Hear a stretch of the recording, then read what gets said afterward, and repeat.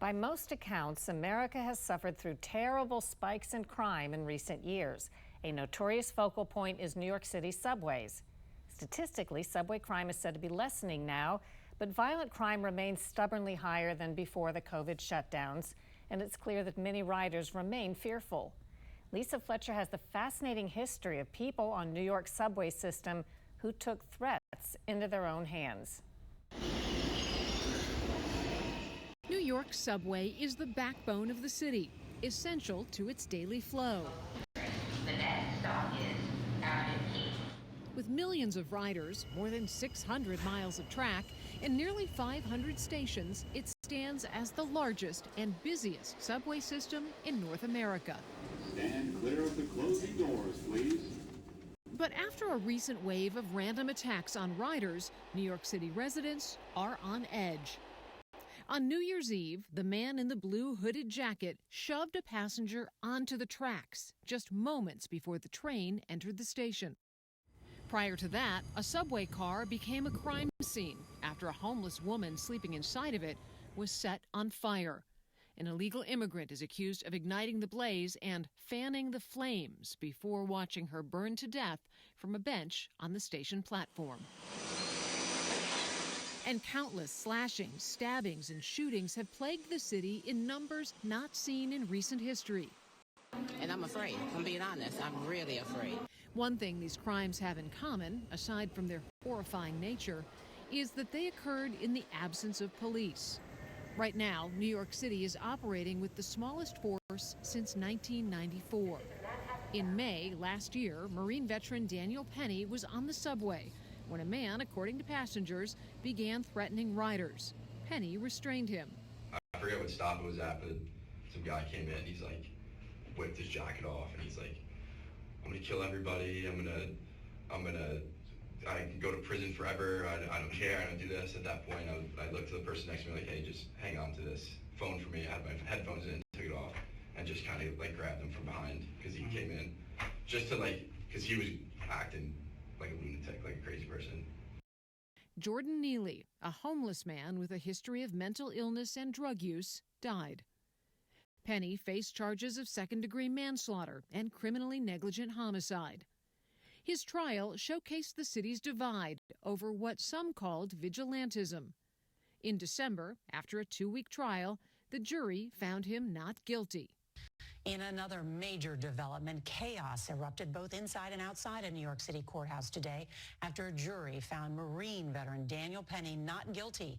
Daniel Penny's story is not the first time a man accused of being a vigilante took action when faced with danger on the subway. Good evening. It is Christmas Eve in New York, and the talk of the town is not peace on earth, but the violence among us, this time in the subways, where a vigilante and his gun brought terror this past weekend.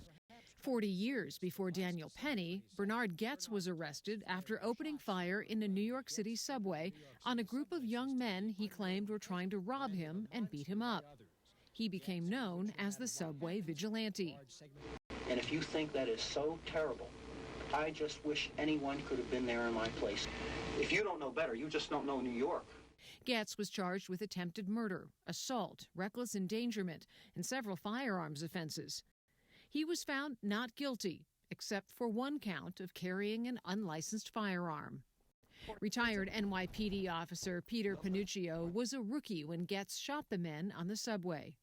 There was fear. There was fear no matter where you lived in the city. Is my car going to be broken into? Is my house going to be burglarized? Am I going to get mugged on the subway? 40 years later, the sense of fear is back in New York City. Bernie Goetz was a hero. That's how people viewed him. With Penny, he had overwhelming support of the rank and file New Yorker. If it was me and I had to defend myself, I would have done exactly the same thing. And I think we've gotten to a point where it's not safe to be here. But even before Penny and Goetz, there were the guardian angels. In the late 1970s, crime and drugs were rampant in New York City. A group of volunteers took it on themselves to begin patrol. Curtis Sliwa is the founder.